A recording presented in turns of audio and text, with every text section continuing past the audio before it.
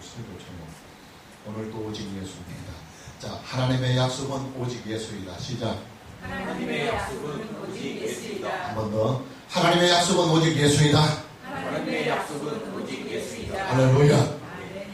오늘 본문 24절을 먼저 봅시다. 유대인들이 애워싸고 이르되 당신이 언제까지나 우리 마음을 유혹하게 하려 하나이까. 그리스도이면 밝히 말씀하소서 하니. 유대인들이 애워싸고 이르되 그랬습니다. 여기서 애워쌌다고 하는 말은 유대인들이 예수님을 가운데 세우고 그 주위를 여러 겹으로 애워쌌다고 하는 말입니다. 유대인들이 예수님을 압박하면서 압력을 행사하고 있다 그 말입니다. 자, 유대인들이 무엇 때문에 예수님을 애워싸며 압박하며 압력을 행사하고 있느냐. 24절에 다시 보면 유대인들이 애워싸고 이르되 당신이 언제까지나 우리 마음을 의혹하게 하려 하나이까. 그리스도이면 밝히 말씀하소서. 예, 그들의 마음속에 품고 있는 어떤 의혹을 풀고자 했습니다. 어떤 의혹이냐. 24절을 다시 보면 유대인들이 애워싸고 이르되 당신이 언제까지나 우리 마음을 의혹하게 하려 하나이까. 그리스도이면 밝히 말씀하소서. 그리스도이면 밝히 말씀하소서. 예, 예수님이 그리스도인지 아닌지 유대인들 앞에서 당당하게 예수님의 입으로 밝혀보라고 하는 압력을 지금 행사하고 있습니다. 유대인들은 지금 예수님에 대하여 헷갈리고 있는 것입니다. 예수님이 능력을 행하고 기적을 행하는 것을 보면 예수님이 영락없이 그리스도로 느껴집니다.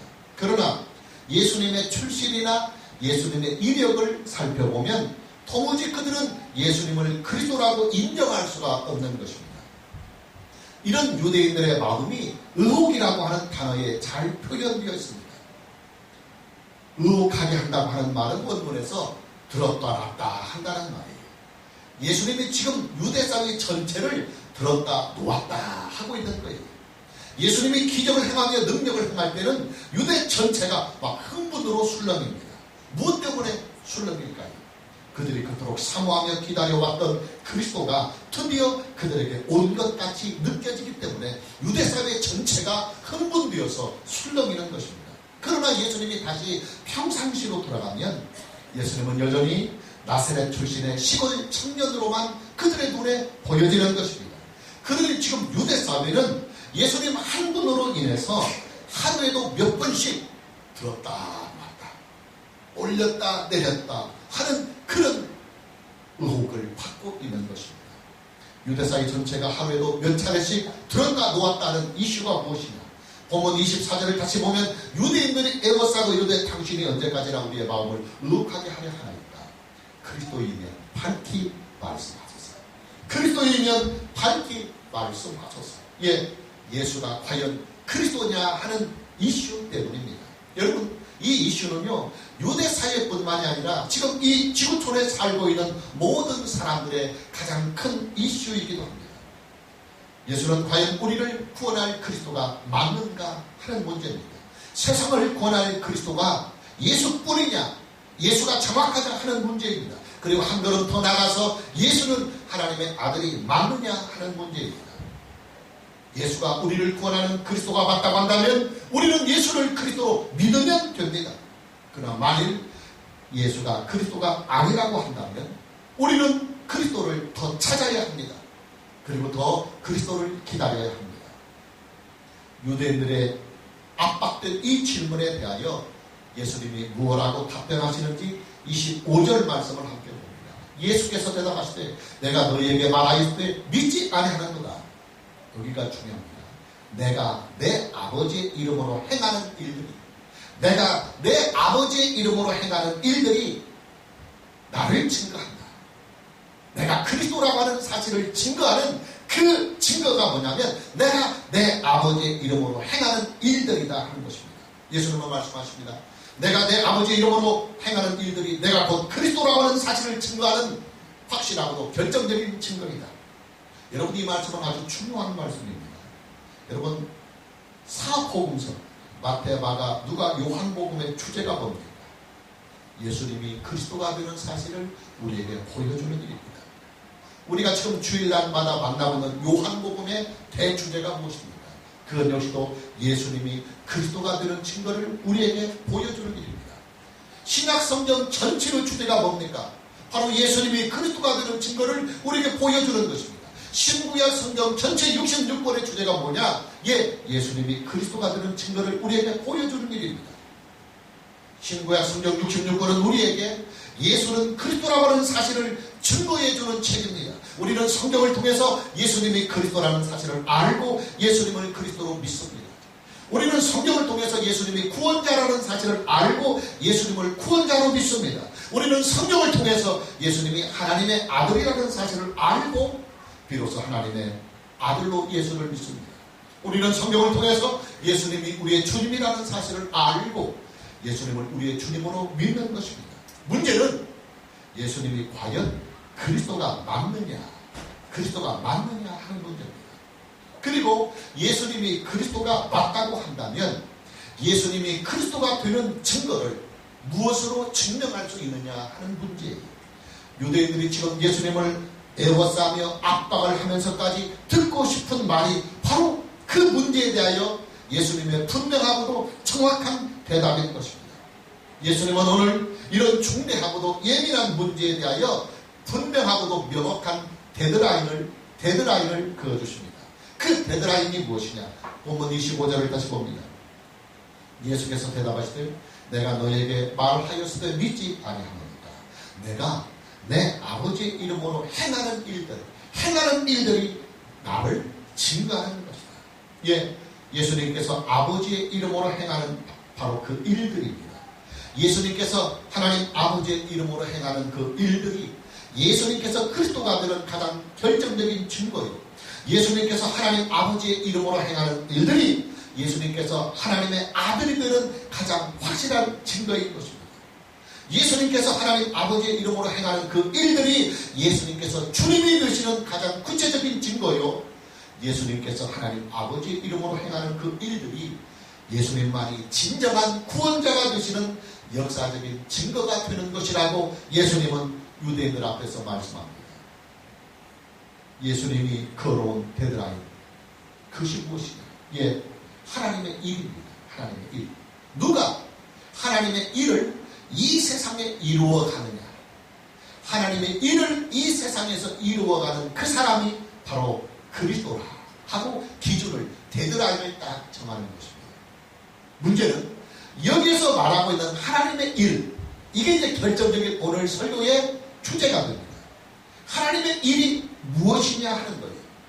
따라서 당연히 하나님의 구속사이다. 할렐루야. 하나님은 아담의 타락과 동시에 인류에게 구원의 약속을 주셨습니다. 그 구원의 약속이 참고 구절입니다. 창세기 3장 15절에 이렇게 소개됩니다. 내가 너로 여자와 원수가 되게 하고 네 후손도 여자의 후손과 원수가 되게 하리니 여자의 후손은 네 머리를 상하게 할 것이요 너는 그의 발꿈치를 상하게 할 것이니라. 여자의 후손을 통해서 타락한 이 세상을 구원하시겠다고 하는 하나님의 구속사의 약속입니다. 창세기 3장 15절에서 약속하고 있는 여자의 후손, 그것이 바로 그리스도예요. 그리스도는 반드시 여자의 후손이어야 합니다. 문제는 여자의 후손이 과연 누구냐 하는 사실이에요.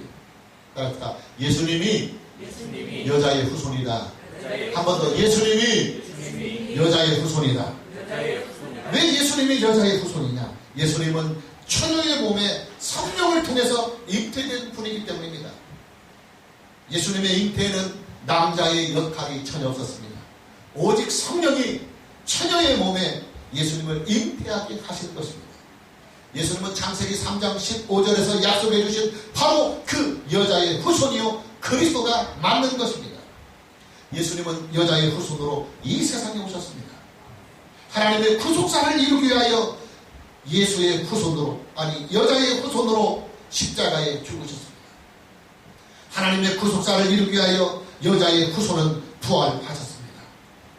여자의 후손인 예수님은 이 세상에 오셔서 오로지 하나님의 구속사의 일에 올인하셨습니다. 하나님의 구속사는 예수님의 소명입니다. 하나님의 구속사는 예수님의 사명입니다. 하나님의 구속사는 예수님의 목표입니다. 하나님의 구속사는 예수님이 가야 할 예수님의 길인 것입니다. 여자의 후손으로 이 세상에 오신 예수님은 하나님의 구속자를 위해서 올인하십니다. 예수님은 기적이나 능력을 행할 때도 그 기적이나 능력 자체에 초점을 맞추지 않고 오로지 하나님의 구속자를 그 능력과 기적을 통해서 드러내셨습니다. 한번 볼까요? 예수님은요, 오병이어의 기적을 행하신 후에 나는 생명의 떡이라 그렇게 말씀하십니다. 예수님만이 우리에게 생명을 주시는 분이라는 사실을 오병이어의 기적을 통해서 세상에 나타내는 것입니다. 예수님은 죽은 나사로를 살리기 전에 이런 말씀을 마르다에게 먼저 하십니다. 나는 부활이요 생명이니 나를 믿는 자는 죽어도 살겠고 무릇 살아서 나를 믿는 자는 영원히 죽지 아니하리라. 예, 예수님만이 죄와 사망의 권세로부터 우리를 구원하실 수 있는 유일한 구원자라고 하는 사실을 예수님은 나사로를 다시 살리시면서 세상에 선포하는 거예요. 예수님께서는 날 때부터 맹인 든 사람을 치료하시기 전에도 이런 말씀을 먼저 세상에 하십니다. 나는 세상의 빛이다. 예, 날 때부터 석영된 맹인 든 이 사람을 치료하시는 이 기적도 예수님만이 죄악된 이 세상을 구원하는 유일한 구원자라고 하는 사실을 세상에 선포하는 일입니다.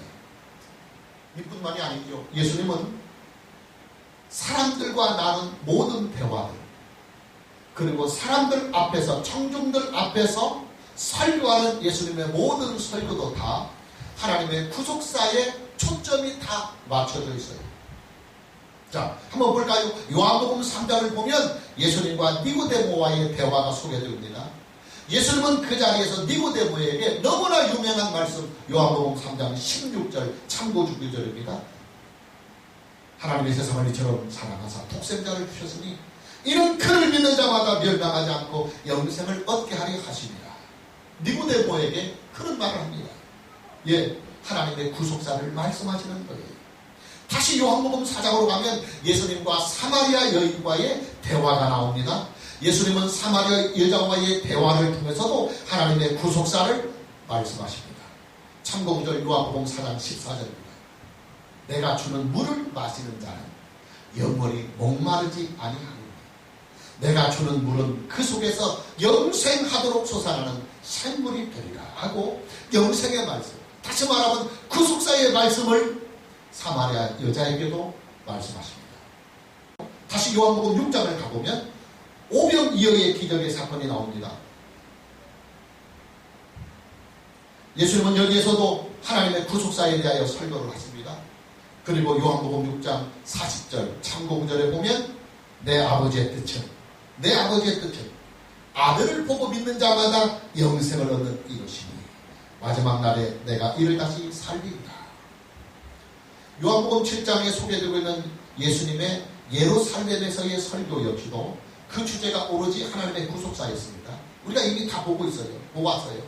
또 요한복음 8장에서 소개되고 있는 예수님이 예루살렘 성전 안에서 설교하시는 설교의 모든 내용들도 다 그 주제가 하나님의 구속사였어요. 그래서 계속 여러분들에게 구속사 오직 예수만 설교하고 있는 거잖아요. 그리고 요한복음 9장에 와서도 날 때부터 맹인 든 사람을 고치신 후에 예수님은 바리새인들 앞에서 설교를 하시는데 그 바리새인들 앞에서 설교하시는 예수님의 설교의 모든 주제도 다 하나님의 구속사였어요. 그리고 지금 우리가 요한복음 10장을 만나고 있어요. 그리고 오늘 요한복음 10장의 마무리가 오늘 본문에서 나오는데 예수님은 요한복음 10장에서도 오로지 하나님의 구속사에 대하여서만 말씀하십니다. 나는 양의 문이다. 나는 문이다. 나는 선한 목자이다 하시면서 예수님은 자기를 믿는 길만이 유일한 구원의 길이라고 하는 사실을 계속해서 반복적으로 말씀하고 설교하고 대화하고 있는 거예요. 무슨 말이냐? 우리가 예수님을 바라볼 때 하나님의 구속사로 바라보아야만 예수님을 제대로 알 수 있다고 하는 말이에요.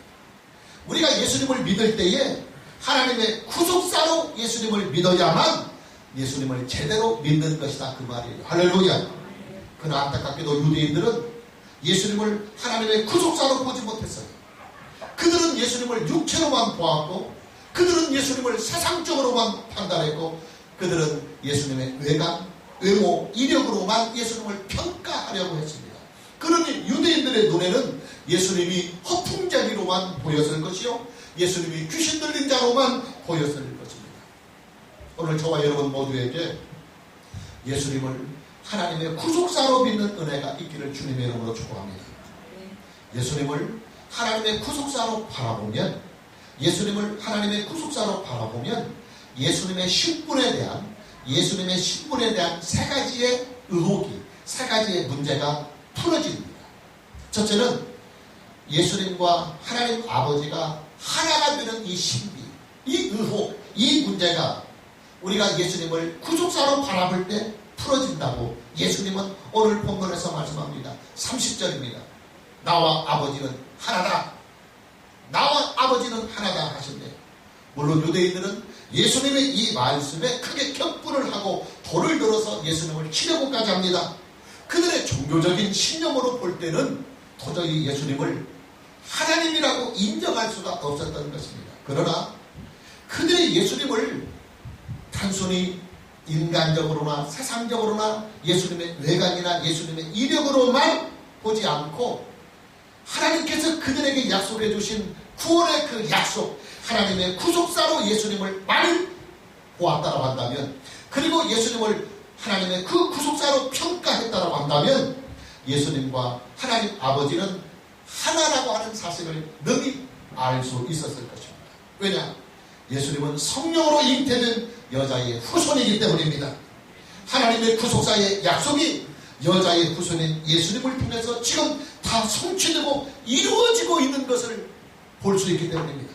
하나님의 능력과 하나님의 영광과 하나님의 지혜가 고스란히 예수님을 통해서 다 나타나고 있고 예수님을 통해서 세상에 다 드러나고 있기 때문에 그들의 예수님을 하나님의 구속사적인 관점에서 예수님을 바라봤다고 한다면 예수님이 나는 아버지와 하나라고 하는 이 사실을 믿을 수 있었을 것입니다.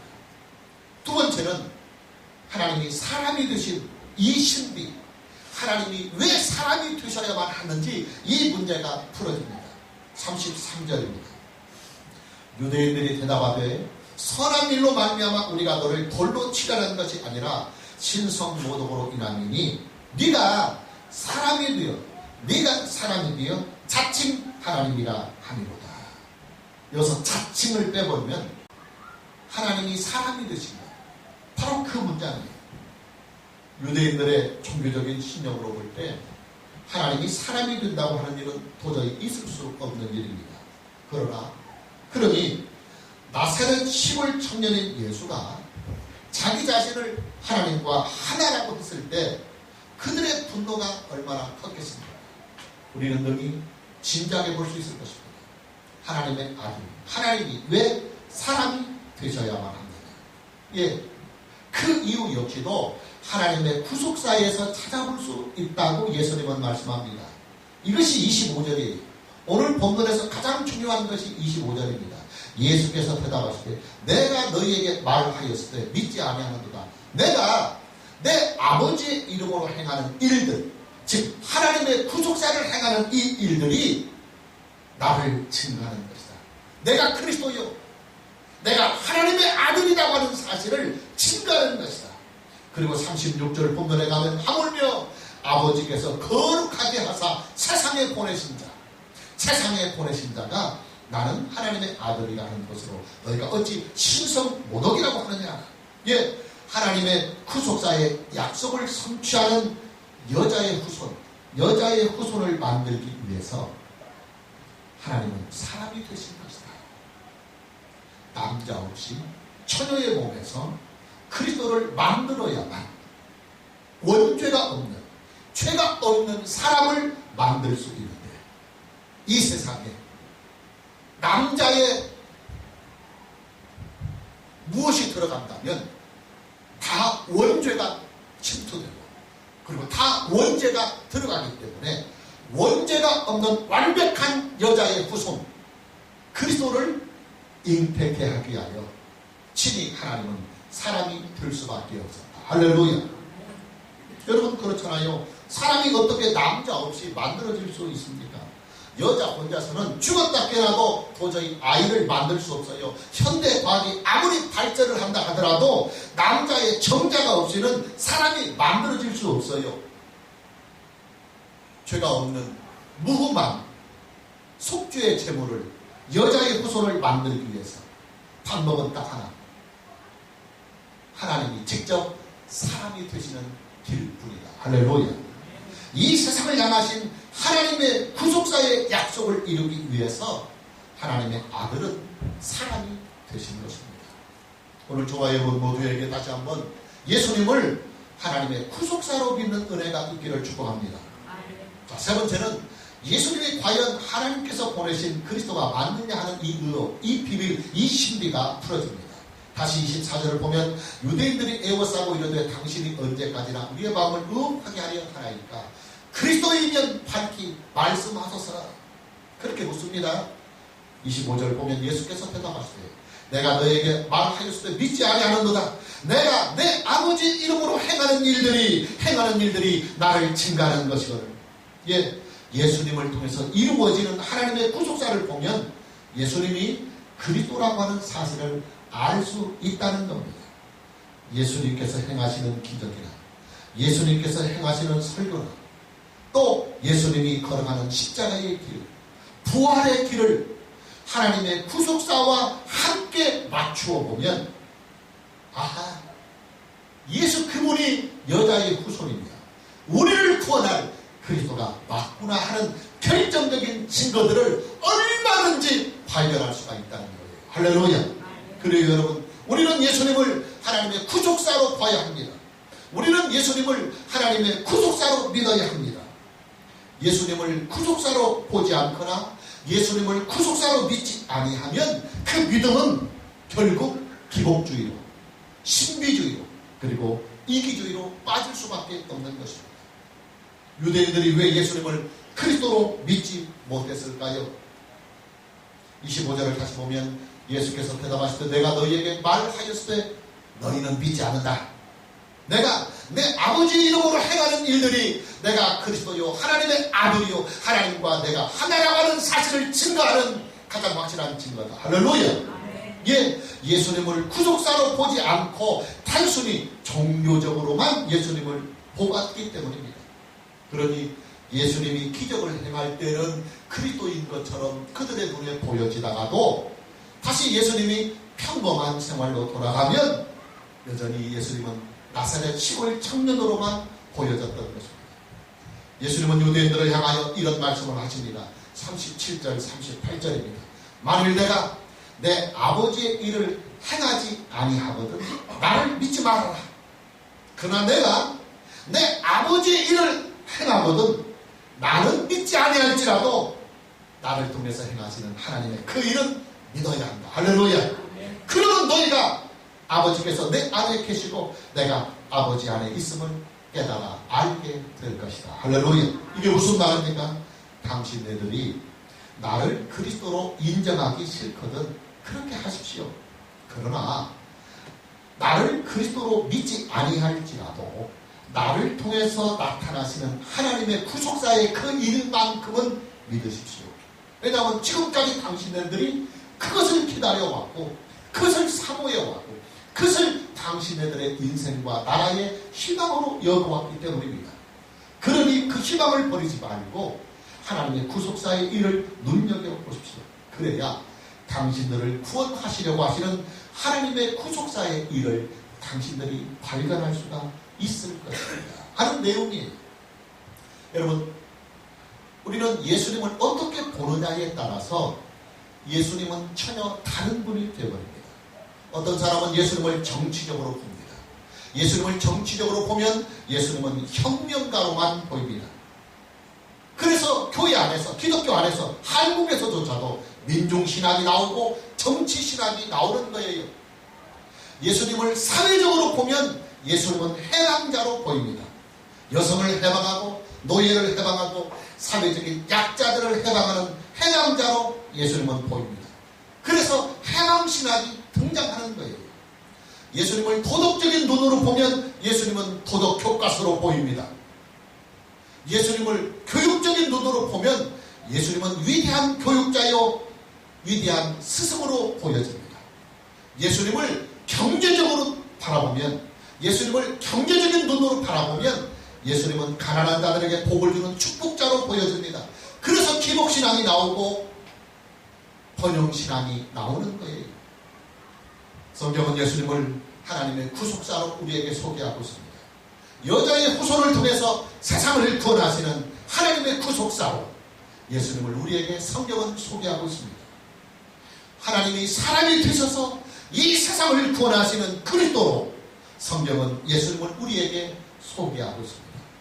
그러니 성경을 통해서 우리가 예수를 믿을 때에 그 성경적인 믿음은 뭐냐?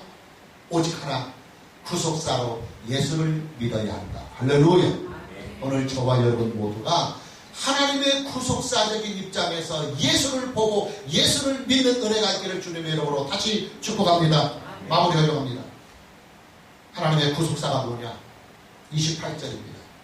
내가 그들에게 영생을 주노니, 내가 그들에게 영생을 주노니 영원히 멸망하지 아니할 것이요 또 그들을 내 손에서 빼앗을 자가 없다.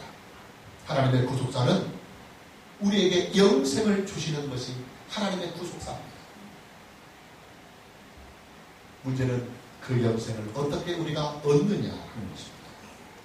성경은 예수를 믿는 길이 영생을 얻는 길이라고 선포합니다. 할렐루야. 그래요 여러분, 하나님의 구속사는 예수를 믿는 일입니다. 하나님의 구속사는 우리를 구원하여 우리에게 영생을 주는 것이 하나님의 구속사인데, 그 구속사의 성취는 오직 예수를 믿을 때만 가능한 것이기 때문에 성경 66권은 우리에게 예수가 그리스도가 되며 예수가 구원자가 되며 우리가 예수를 믿을 때에 어떤 하나님의 은혜가 우리에게 임하는지를 일괄적으로 성경은 우리에게 보여주는 것입니다. 다시 말하면 따라서 오직 예수이다. 오직 예수이다. 자, 마지막으로 참고 9절 굉장히 중요한 말씀입니다. 요한복음 6장 29절 예수께서 대답하여 이르시되 하나님께서 보내신 이를 믿는 것이 하나님의 일이다. 할렐루야. 하나님의 일. 우리가 무엇을 하여야 하나님의 일을 할 수 있습니까? 하나님이 우리를 향한 뜻, 하나님의 일은 무엇이냐면 우리로 하여금 예수 잘 믿게 하는 거예요. 할렐루야. 우리로 하여금 예수 잘 믿어서 구원의 감동으로 살고 영생의 감동 속에서 살고자 하는 것이 하나님의 뜻이고 하나님의 일이지, 우리로 하여금 막 기계처럼 노예처럼 주의 일에 이끌려서 파김치가 되도록 우리의 인생을 힘들게 하는 것이 하나님의 뜻, 하나님의 일이 아니다 그 말이에요. 할렐루야. 하나님의 일은 오직 하나님의 보내신 자 우리 주 예수 그리스도를 믿게 하는 것. 그래서 우리를 죄로부터 구원하고 잃어버린 영생을 회복하고 하나님의 나라를 우리에게 선물해 주는 것이 하나님의 구속사요 하나님의 일이요, 이것이 우리를 향하신 하나님의 뜻이며 이 세상을 향하신 하나님의 역사이다. 할렐루야. 오늘 저와 여러분 모두에게 예수님을 하나님의 구속사로 바라보고 예수님을 하나님의 구속사로 믿는 은혜가 있기를 주님의 이름으로 축복합니다. 할렐루야.